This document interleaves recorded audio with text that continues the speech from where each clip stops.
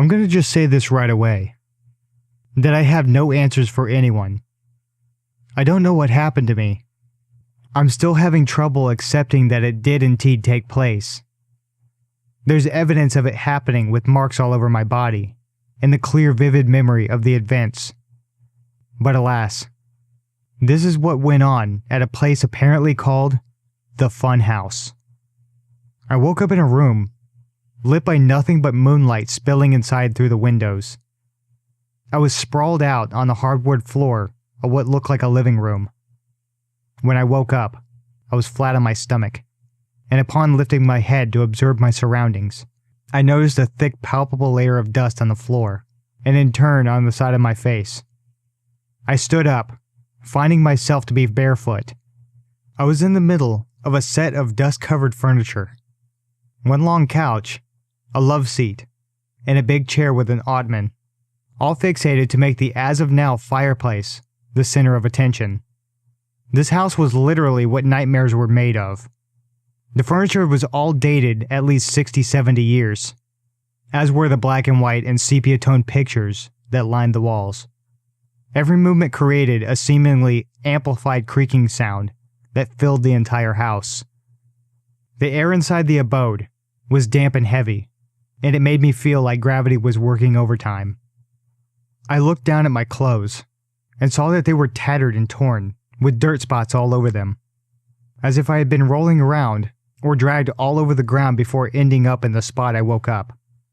I tried to remember where I had been before I woke up in this house, and my mind was covered by a sheet of heavy, wet, figurative fog.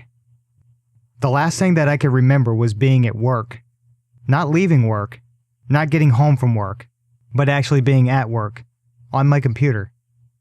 After that, my memory dropped off into a ravine of nothingness. I chose not to dwell on it at this time, and located the front door. As I took my first step, the space throughout the house was permeated by a low-volume rendition of that classical carnival song, Entrance of the Gladiators. This filled my body to the brim with fear. The hairs on top of the hairs on the back of my neck stood up, and I instantly broke into a cold sweat. After that first step, I found myself frozen, unable to move due to the haunting music that I just knew surely preceded something equally as horrifying. As the song played on, and nothing popped out of the dark corners, I continued to the front door. Once I made it, I unlocked the row of locks that lined the left side of the door. I pulled it open and found myself face to face with a brick wall. I pushed against it. It didn't even budge. Even though I knew I wasn't connected to anything else, I didn't go beyond the door, as evidenced by the small triangular windows on each side of the door, through which I could see into the foggy night. Its structural integrity was quite sound. I closed the door and planned to go to a regular-sized window. That is, until I realized that every window had bars on it. I was trapped inside this house. As I tried to think of a way to escape, I heard a creaking from the floor above me. The carnival music ended, so that the sounds of the creaks that approached the stairs, adjacent to the door, is the only thing that I could hear, save for my heavy breathing and heartbeat. I quickly hid behind a large chair in the living room, and awaited what was about to come into my view. The first thing I saw, past the wall, was a set of legs. Not one after the other, but at the same time, like whoever it was had hopped down the next step. Next, I saw the rest of the figure's body come down backwards, clearing about 3 steps. The figure repeated this process, descending down the stairs like some deranged form of human slinky. In fact, as the flexible being reached the landing of the stairs, he struck a pose, his spandex leotard proudly showing the name, Elmer the Human Slinky. As he walked into the living room, it was like he was doing squats, lowering the top half of his body nearly to the ground before bouncing up and taking another step. He bounced into the living room, and when the light shone on his face, it revealed a terrifying visage. His eyes were wide, almost like he had no eyelids. He had a smile on his face, which put a display on the set of black and rotting teeth. He seemed to look around for something, presumably me. then proceeded to go by the chair and into the kitchen. Then I heard a door open, and heard him descend another set of stairs. I'm guessing to the basement. I didn't want to walk around, because even while barefoot, I knew that no matter how lightly I stepped, I would be heard. But I couldn't just stay there behind the chair forever. I looked to my left for some sort of weapon. Nothing. When I turned my head to the right, I was met with the knees of someone. I looked up. It was a clown. My heart dropped into my stomach as I tried to yell out, but to no avail. I basically backwards crab walked away from the horrible-looking entertainer, who started juggling. He had runny white makeup on his face, and a red nose that looked like it had been used for a chew toy for a dog. His clown outfit was tattered and ripped, and much dirtier than mine. I got up and ran as he started laughing a horrible, guttural clown laugh that chilled me to my very core. I ran across the living room past the stairs, and into the dining room. I shouldn't have. In the room was a large table that seemed to be only illuminated once I walked in.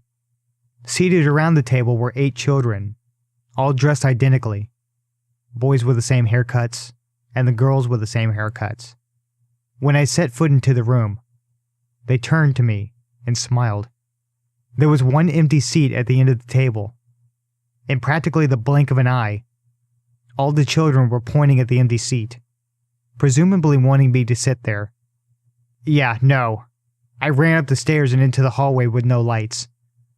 I was swallowed by the darkness.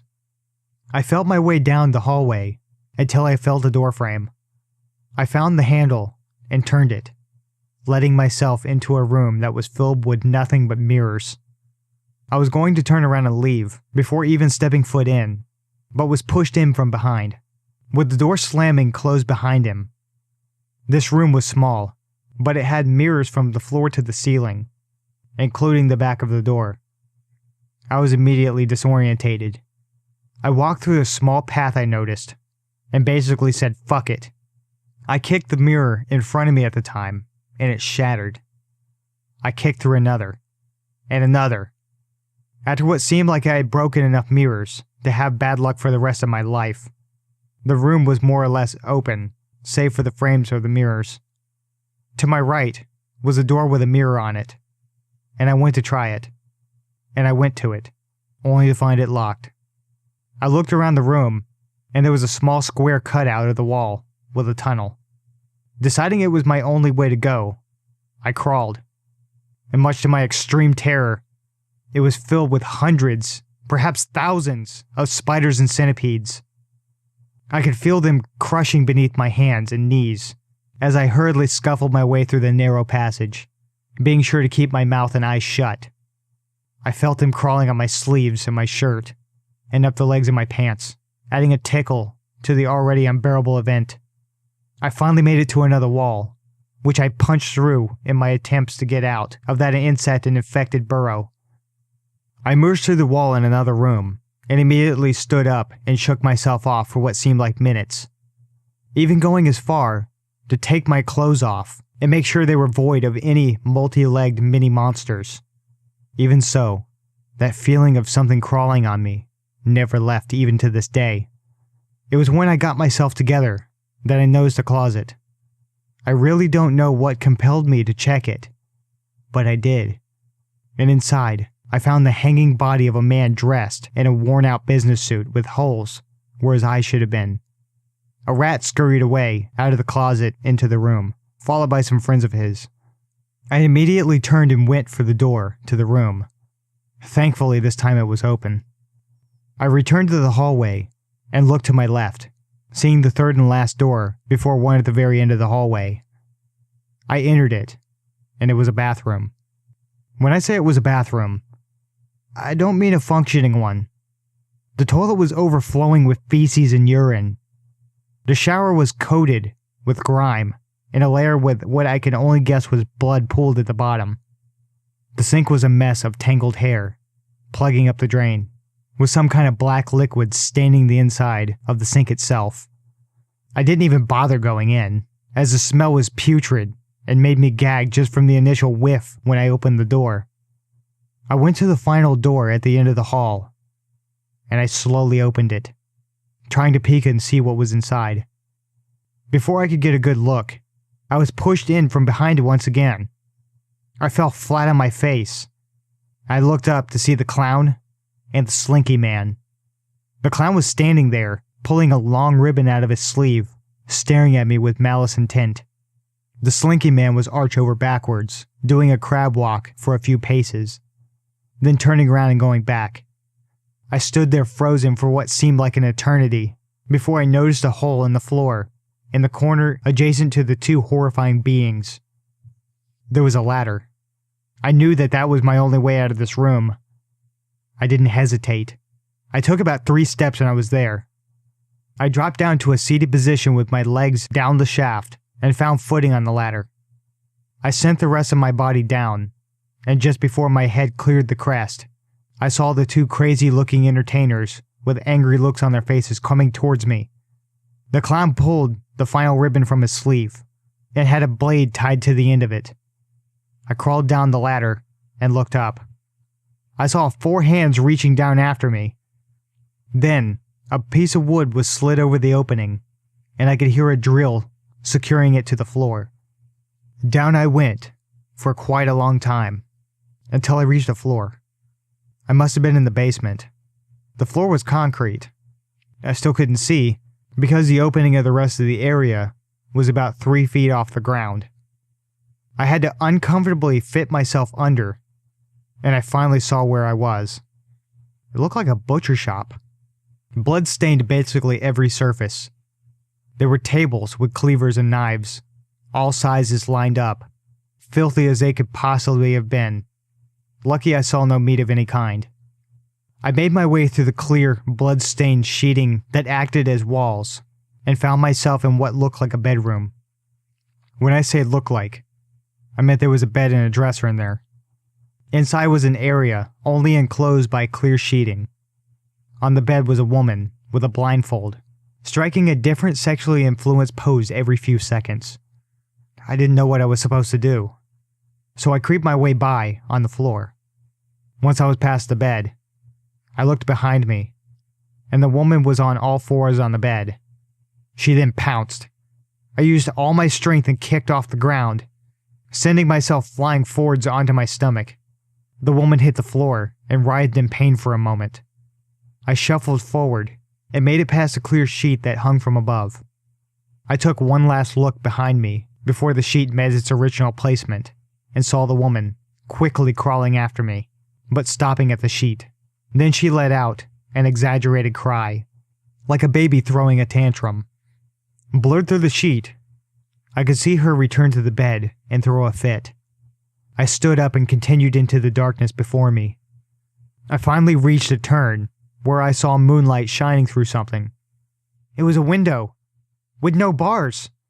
I sprinted towards it, and that's when I heard the carnival music once again. This only encouraged me to move faster. I punched out the window, cutting my hand in the process. I pulled away any glass that would cut me on my crawl out, and slid the top of my body through. Almost out, I felt a hand grab my ankle. I looked back, and the 8 children, the blindfolded woman, the clown, and the slinky man, and some weird, all-black unitard-wearing being I hadn't seen in the house were all at the window grabbing my legs, all moaning while the blindfolded woman wept loudly. I kicked furiously at the lot of them, until I was able to slide the rest of the way out. I stood up, and got away from the window. They all had their arms reaching through, moaning. As fast as I could, I ran until I saw a sign. We hope you enjoyed your stay at the Fun House. You're welcome back anytime, with a creepy smiley face painted on the side of the message. I kept running and running and running until I saw something familiar. My car! I went to it to find it unlocked. My shoes and socks were on the passenger seat, the keys in the ignition, and there was this little post-it note on the steering wheel. Happy birthday. My birthday wasn't for another 2 months. When I got home after like 3 hours of driving, I called each and every one of my friends, all of which they said they had no idea what I was talking about. I called the cops and took them to the location of the house. Much to my surprise, it was still there, unlike the fun house sign I had passed. The police entered the premises and found nothing. Just an old, empty house that had been abandoned for quite some time, as evidenced by the thick layer of dust that coated everything. Everything. There were no footprints anywhere. The cops thought I was lying. I have no way to explain what happened, but I know it happened, because I still had the cut on my hand from punching the window, and bruised knees and elbows from crawling through that spider centipede tunnel. I don't think I'll ever know what happened that night. All I know is, I don't ever want to go back to the fun house ever again.